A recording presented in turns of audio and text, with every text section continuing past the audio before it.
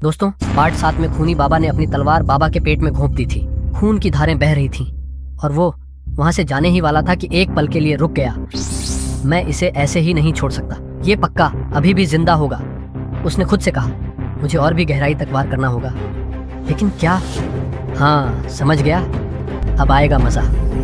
उसने अपना हाथ हवा में घुमाया और तलवार को आदेश दिया और अचानक वह फिर से हरकत में आ गई।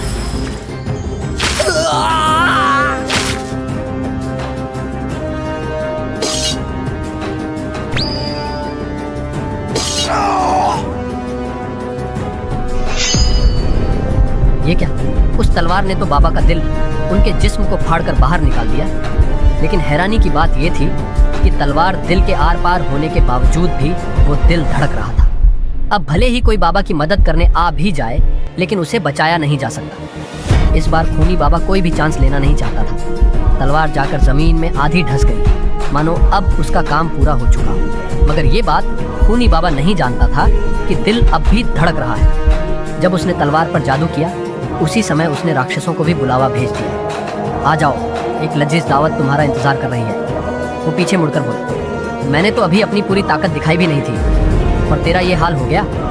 तूने मुझे निराश किया बाबा। खैर कोई बात नहीं। इतना कहकर खूनी बाबा वहाँ से चला गया। कुछ देर बाद अचानक वहाँ एक डरावना राक्षस आ धमका और बिना देर किए बाबा को खाने ही वाला था कि उसे मत खाना।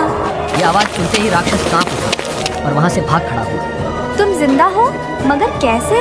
मुझे तो लगा था कि दिल निकल जाने से जान भी चली जाती है। तुम इंसानों जैसे नहीं लगते, तुम कुछ और ही हो। उधर दूसरी तरफ गुल्ली और बुल्ली को मारने जो पिशाच दानव आ रहे थे, वो अचानक उनकी आंखों के सामने बर्फ में जम गए और हिल तक नहीं पा रहे थे। ये क्या हो गया? ये सब किसने किया? इतनी जबरदस्त ताकत आखिर किसकी हो सकती है? क्या कोई और शैतान यहाँ आ चुका है? देखो, ये सब रॉड का किया हुआ है। ये मेरी लिमिटलेस टेक्निक थी। हालांकि इससे मेरे शरीर पे काफी दबाव पड़ा, लेकिन मजा भी उतना ही आया। आज हमारी मौत बहुत ही खौफनाक होती, लेकिन रोड की वजह से हम बच गए। सुनो फ्लैश, जल्दी जाकर गाड़ी ले आ, हमें बाबा के पास जाना है। ठीक है।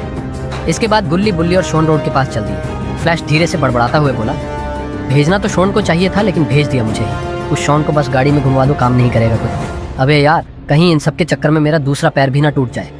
शुक्रिया रोड, लेकिन अब हमें बाबा के पास जाना होगा।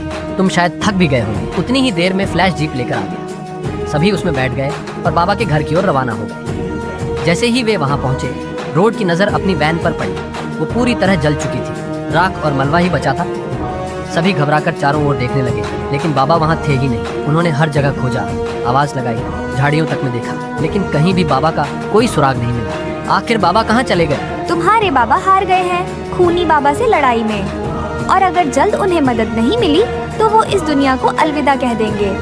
खूनी बाबा ने उनका दिल उनके जिस्म से निकाल दिया है। तुम्हें जल्दी करना होगा।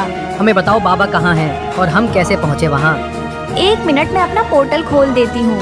इस पोर्टल से तुम सीधे वहाँ पहुँच सकते हो। जल्दी जाओ। फिर सभी लोग तुरंत पोर्टल से होते हुए खूनी बाबा की दुनिया में पहुंच गए।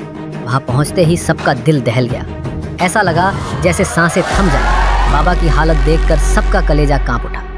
उनका शरीर मानो एक लाश बन चुका था और एक पेड़ से बांधा हुआ था। तभी बुली और शॉन दौड़कर बाबा के पास पहुंचे, उन्हें पेड़ से उतारा और तुरंत सभी ने मिलकर बाबा को उठाया और उसी पोर्टल से होते हुए अपनी दुनिया में वापस आ गए। तो दोस्तों, क्या बाबा बच पाएंगे? इसका पता हमें पार्ट 9 में चलेगा। पार्ट 9 नेक्स्ट संडे को आएगा। लाइक और कमेंट करना मत भूलिए।